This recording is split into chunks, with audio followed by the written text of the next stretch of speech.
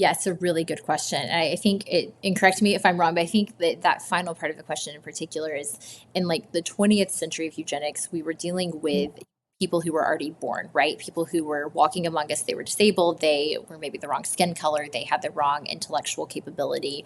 But today, with Nucleus Genomics and Orchid and a number of these other companies, we're dealing with human beings at the embryonic stage, at a stage where it's one hotly contested if we should even attribute any personhood or value to that embryo, and two, that even if we do contribute some value to the embryo, if it should really matter what happens to the embryo, right? Because that small, very tiny embryo, right, at the earliest stages of human development looks nothing like you and I do today, even though if allowed to develop normally, it would, he or she would eventually do so.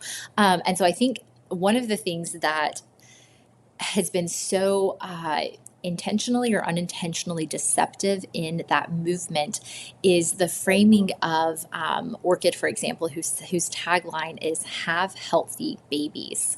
Nucleus Genomics says we should remove all heritable diseases. They frame the conversation around health, and they say, no, it's not eugenics. It's just science. We're helping you have healthy babies, and that right, like at face value, seems great. We all want healthy babies. It's one of the most natural and like intuitive desires every parent person has. But what I think they're very unclear about, in many cases just outright deceptive about, is that we're not talking about this abstract idea of wanting to heal a child embryo or improve their health.